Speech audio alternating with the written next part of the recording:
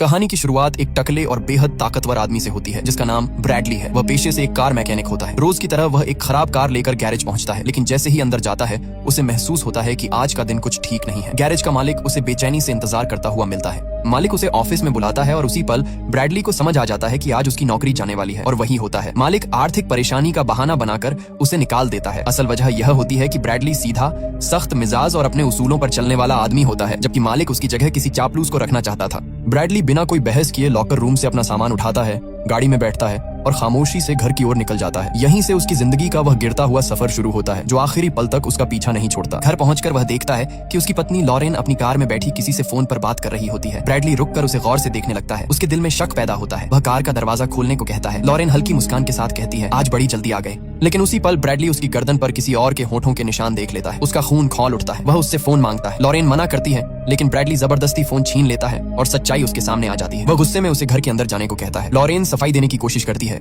लेकिन ब्रैडली 2-2 कह देता है। अंदर जाओ। लॉरेन खामोशी से घर चली जाती है। एक तरफ नौकरी छूटने का दर्द और दूसरी तरफ पत्नी की बेवफाई, इन दोनों ने मिलकर ब्रैडली को अंदर से तोड़ दिया होता है। और फिर वह अपना सारा गुस्सा लॉरेन की कार पर निकालता है, इतना बेकाबू कि उसे यह तक एहसास नहीं होता कि उसके हाथ खून से भर चुके हैं। इसके बाद ब्रैडली किसी तरह खुद को संभालता है और घर के अंदर जाकर सीधे लॉरेन से पूछता है कि वो कितने समय से किसी और आदमी के साथ है। अब लॉरेन कुछ भी छुपाती नहीं, साफ साफ बता देती है कि पिछले 3 महीनों से उसका अफेयर चल रहा था। वो ये भी बताती है कि कुछ वक्त पहले उसका अबॉर्शन हुआ था। उस दर्द ने उसे अंदर से तोड़ दिया था। वो उदास रहने लगी थी और उसी दौरान ब्रैडली ज्यादातर अपने काम में डूबा रहता था। लॉरेन खुद को घर में अकेला और नजरअंदाज महसूस करने लगी थी। उसी खालीपन को भरने के लिए वो किसी और के करीब चली गई। उसकी बातें सुनकर ब्रैडली को पहली बार एहसास होता है कि गलती कहीं न कहीं उससे भी हुई है। वो मान लेता है कि उसे लॉरेन को वक्त देना चाहिए था। उसी पल वो उससे माफी मांगता है और वादा करता है कि आज से, इसी वक्त से दोनों एक नई जिंदगी शुरू करेंगे। लॉरेन भी हामी भर देती है। फिर ब्रैडली उसे बताता है कि उसकी नौकरी जा चुकी है और अब वो गिल नाम के आदमी के लिए काम कर रहा है, जो असल में एक ड्रग लॉर्ड है। गिल का नाम सुनते ही लॉरेन साफ मना कर देती है। वो याद दिलाती है कि ब्रैडली ने खुद कहा था कि वो कभी गिल के साथ काम नहीं करेगा, लेकिन ब्रैडली मजबूरी समझाते हुए कहता है कि इन हालात में खुशहाल परिवार यूं ही नहीं चल सकता। पैसे चाहिए और फिलहाल उसके पास यही एक रास्ता है। साथ ही वो भरोसा दिलाता है कि वो हर कदम बहुत संभल कर उठाएगा।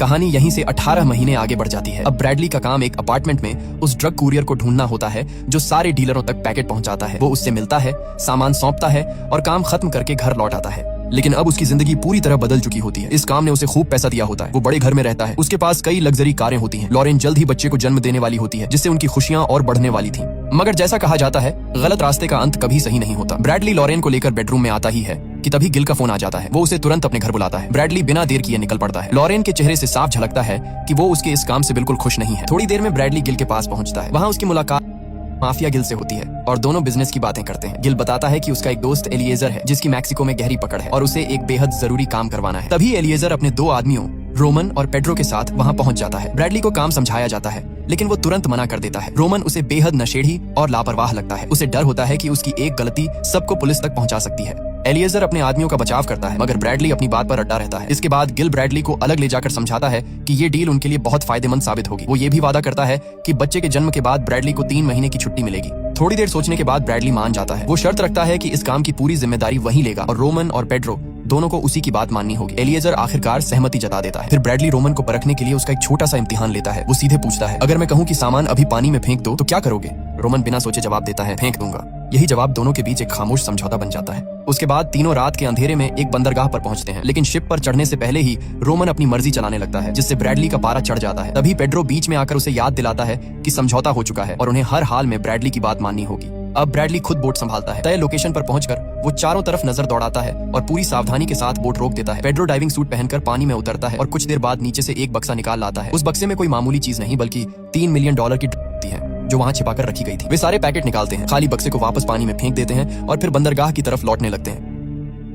लेकिन रास्ते में अचानक ब्रैडली अपना पैकेट पानी में उछाल देता है और दोनों को भी ऐसा करने का इशारा करता है, मगर रोमन और पेड्रो उसकी बात को नजरअंदाज कर देते हैं। उल्टा वो ब्रैडली पर टूट पड़ते हैं और उसे बुरी तरह पीटते हैं। ब्रैडली किसी तरह खुद को संभालता है, गुस्से को दबाता है, उन्हें जाने देता है और चुपचाप बोट की तरफ बढ़ जाता है। उधर जैसे ही रोमन और पेड्रो थोड़ी दूर आगे बढ़ते हैं, अचानक पुलिस उन्हें चारों तरफ से घेर लेती है। दोनों तरफ से धड़ाधड़ गोलियां चलने लगती हैं। ब्रैडली पकड़ा नहीं जाना चाहता था, इसलिए वो चुपचाप निकल जाने का फैसला करता है, लेकिन तभी उसे पुलिस वालों की चीखें सुनाई देती हैं, जो मदद मांग रहे होते हैं। यहीं ब्रैडली एक खतरनाक चाल चलता है। वो सोचता है कि अगर वो खुद को एक आम आदमी दिखाकर पुलिस की मदद करेगा तो किसी को उस पर शक नहीं होगा, और इसी बहाने वो पीछे से पहले पेड्रो को गोली मार देता है और फिर रोमन को भी ढेर कर देता है। लेकिन किस्मत उसका साथ नहीं देती। पुलिस वाले आखिरकार उसे गिरफ्तार कर लेते हैं। इसके बाद ब्रैडली को पूछताछ के लिए लाया जाता है। डिटेक्टिव वॉटकिंस उससे ड्रग्स के बारे में सवाल करता है और ये भी पूछता है कि वो उस जगह आखिर कर क्या रहा था। ब्रैडली चालाकी से उसे गुमराह करने की कोशिश करता है, मगर वॉटकिंस समझ जाता है कि ब्रैडली कोई आम आदमी नहीं बल्कि बेहद चालाक शख्स है। हालांकि ड्रग्स को लेकर उसके खिलाफ कोई ठोस सबूत नहीं मिल पाता, लेकिन 2 लोगों की हत्या का बोझ उसे नहीं छोड़ता और इसी वजह से वो फंस जाता है। कोर्ट में पेशी से पहले ब्रैडली को एक आखिरी बार अपनी पत्नी से मिलने दिया जाता है। उस मुलाकात में वो लॉरेन से बस इतना ही कहता है कि वो अपना और उनके होने वाले बच्चे का ख्याल रखे। वो उसे यकीन दिलाता है कि उसके गलत रास्तों से कमाया गया पैसा इतना है कि वे दोनों आराम से एक अच्छी जिंदगी जी सकते हैं। इसके बाद अदालत उसे हत्या और अवैध हथियार रखने के जुर्म में 7 साल की सजा सुना देती है और उसे फ्रैंकलिन एरिजेंस नाम की जेल भेज दिया जाता है। वहां पहुंचते ही उससे उसकी सारी कीमती चीजें उतरवा ली जाती हैं, यहाँ तक कि उसकी शादी की अंगूठी भी। उसका हेल्थ टेस्ट होता है और फिर उसे एक बूढ़े कैदी लेफ्टी के साथ ऊपर की सेल में भेज दिया जाता है। वहीं उनकी मुलाकात जेल के मैनेजमेंट ऑफिसर आंद्रे से होती है, जो सख्त लहजे में उसे जेल के नियम समझाता है, खास तौर पर ये कि घंटी बजते ही हर कैदी को तुरंत हाजिरी के लिए बाहर आना होगा। सेल में पहुंचकर ब्रैडली खुद को कोसने लगता है कि उसने एलिएजर के साथ काम करने का फैसला क्यों किया। थकान के मारे वो गहरी नींद में सो जाता है, लेकिन जब हाजिरी का वक्त आता है बाकी सारे कैदी बाहर खड़े होते हैं और ब्रैडली बेखबर सोता रहता है। उसकी वजह से पूरे ब्लॉक को भूखा रहना पड़ता है। काफी देर बाद जब वो बाहर आता है तो आंद्रे उस पर बुरी तरह भड़क जाता है और उसे आखिरी चेतावनी देता है कि अगर आगे से एक भी नियम टूटा तो अंजाम बहुत बुरा होगा। इसी बीच कहानी लॉरेन पर शिफ्ट होती है। वो घर में सो रही होती है कि अचानक उसे महसूस होता है कि कोई जबरन घर में घुस आया है। वो फौरन ड्रॉअर से बंदूक निकालती है, लेकिन इससे पहले कि कुछ समझ पाती, हमलावर उसे टेजर गन से मार देते हैं। लॉरेन बेहोश होकर जमीन पर गिर जाती है। सीन वापस जेल में आता है। लेफ्टी ब्रैडली को बताता है कि उससे मिलने कोई आया है। वहाँ उसकी मुलाकात एक महिला डॉक्टर डेनिस से होती है। वो बताती है कि उसे डॉक्टर प्लेसिट का फोन आया था, वही डॉक्टर जो लॉरेन का इलाज कर रहा है। उसके मुताबिक लॉरेन की प्रेगनेंसी में गंभीर दिक्कतें आ रही हैं और वो चाहता है कि ब्रैडली कल सुबह 10 बजे उससे मिले। ये सुनकर ब्रैडली हैरान रह जाता है, क्योंकि लॉरेन ने कभी प्लेसिट नाम के किसी डॉक्टर का जिक्र नहीं किया था। अगले दिन जब उसकी मुलाकात डॉक्टर प्लेसिट से होती है तो सच्चाई सामने आ जाती है। वो कोई डॉक्टर नहीं बल्कि एलिएजर का आदमी होता है, जो सिर्फ नाटक कर रहा था। वो साफ बताता है कि पिछली डील के फेल होने की वजह से एलिएजर को $3 मिलियन यानी करीब 27 करोड़ का नुकसान हुआ है। फिर वो लॉरेन की एक तस्वीर दिखाता है जिसे वे लोग अगवा कर चुके होते हैं और यहीं से ब्रैडली की असली परीक्षा शुरू होने वाली होती है। डॉक्टर प्लेसिट अब कोई पर्दा नहीं रखता। वो साफ कह देता है कि एलिएजर तुम पर आग बबूला है। वो तुम्हारी पत्नी और होने वाले बच्चे दोनों को मरवा देगा, लेकिन एक रास्ता है, एक शर्त जिस पर वो उन्हें छोड़ सकता है। और यहीं दोनों के बीच एक खौफनाक सौदा तय होता है। ब्रैडली से कहा जाता है कि उसे एक ऐसे कैदी को मारना होगा जिसे उम्र कैद की सजा मिल चुकी है। वो आदमी रेडिकलिफ जेल के ब्लॉक 99 में बंद है और उसका नाम क्रिस्टोफर है। अगर ब्रैडली रेडिकलिफ जाकर क्रिस्टोफर को खत्म कर देता है तो एलिएजर उसे माफ कर देगा और लॉरेन और उसका बच्चा दोनों जिंदा रहेंगे। ये सुनते ही ब्रैडली अंदर से टूट जाता है। उसके सामने कोई आसान रास्ता नहीं होता, या तो वो किसी और की जान ले या अपने परिवार को खो दे। इसी उलझन और मजबूरी में वो हाँ कह देता है। इसके बाद जब आंद्रे उसे वापस उसकी सेल की तरफ ले जा रहा होता है, तभी अचानक ब्रैडली अपने जूते उतारकर उस पर हमला कर देता है। वो जानबूझकर ऐसा करता है ताकि उसे रेडिकलिफ जेल ट्रांसफर किया जाए। वो आंद्रे को बेरहमी से पीटना शुरू कर देता है। आंद्रे गुस्से में अपनी बैटन से उस पर टूट पड़ता है, लेकिन ब्रैडली रुकता नहीं। वो उसे बुरी तरह घायल कर देता है, यहाँ तक कि उसका एक हाथ भी तोड़ देता है। आंद्रे की चीखें सुनकर बाकी गार्ड दौड़ कर आते हैं। ब्रैडली को हथकड़ी लगाकर नीचे की सेल में ले जाया जाता है, लेकिन उसका मकसद अभी पूरा नहीं हुआ होता। वहाँ भी वो दोबारा लड़ाई शुरू कर देता है और 3 गार्डों को भी पीट डालता है। हालात काबू से बाहर जाते देख एक गार्ड उसे टेजर गन से झटके देता है। आखिरकार ब्रैडली को बेहद खतरनाक कैदी मानकर रेडिकलिफ जेल में ट्रांसफर करने का फैसला लिया जाता है।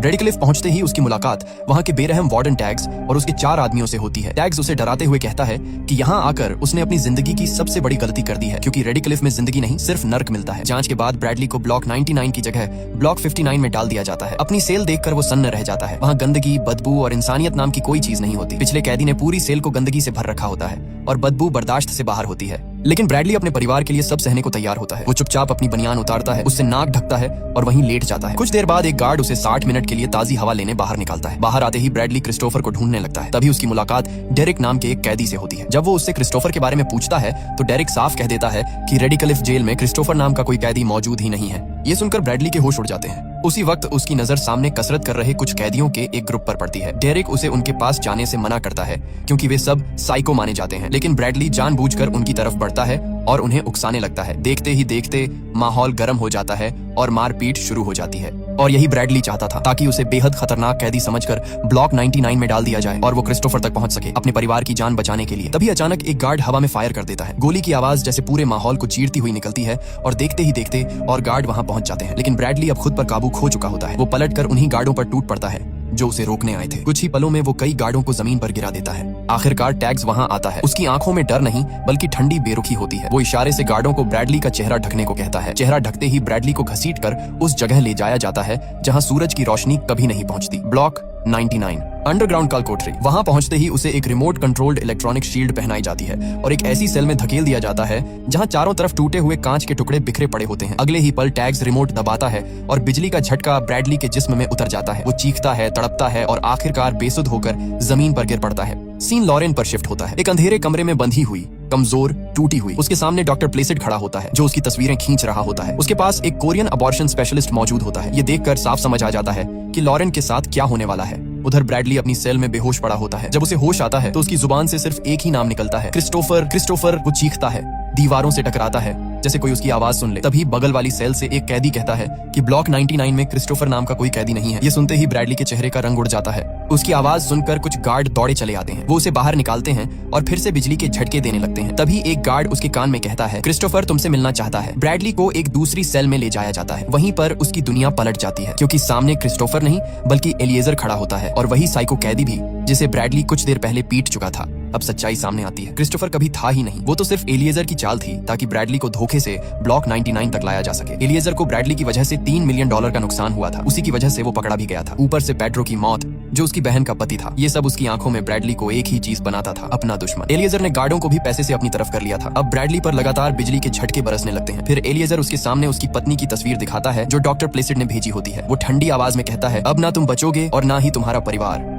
ब्रैडली को बेरहमी से पीटकर फिर से उसकी सेल में फेंक दिया जाता है। इलेक्ट्रॉनिक शील्ड का रिमोट एलिएजर के पास होता है और वो उसे बार बार तड़पाता रहता है। ब्रैडली टूट चुका होता है। उसकी आंखों में अब दर्द के साथ बेबसी भी होती है। उसे लगने लगता है कि उसके परिवार को बचाने की हर कोशिश अब खत्म हो चुकी है। कुछ देर बाद वो बगल वाली सेल के कैदी से धीरे धीरे बात करता है। उसी बातचीत के बीच उसके दिमाग में एक तरकीब जन्म लेती है। वो अपने जूते की सोल निकालता है और शील्ड के सेंसर पर चिपका देता है। झटके अचानक बंद हो जाते हैं। थोड़ी देर बाद गार्ड फिर आते हैं और उसे कॉरिडोर में ले जाते हैं चेक करने के लिए कि वो अभी जिंदा है या नहीं। जब उसे वापस भेजने लगते हैं तो ब्रैडली बहाना बनाता है, मुझे थोड़ी देर ताजी हवा चाहिए। गार्ड नाराज होकर फिर से झटके देने की कोशिश करते हैं लेकिन उन्हें नहीं पता होता कि शील्ड अब बेकार हो चुकी है। ब्रैडली उनके सामने तड़पने का नाटक करता है और जैसे ही एक गार्ड थोड़ा पास आता है ब्रैडली अचानक उस पर टूट पड़ता है। दूसरा गार्ड संभल भी नहीं पाता कि पहला जमीन पर गिर चुका होता है। कुछ ही सेकंड में एक गार्ड मर चुका होता है। दूसरा कांपने लगता है जैसे सामने कोई इंसान नहीं बल्कि मौत खड़ी हो। ब्रैडली उसकी चाबी छीनता है, उसे घसीट कर उसकी ही सेल में बंद कर देता है और अंधेरे में सिर्फ एक ही आवाज बचती है, भारी सांसों की।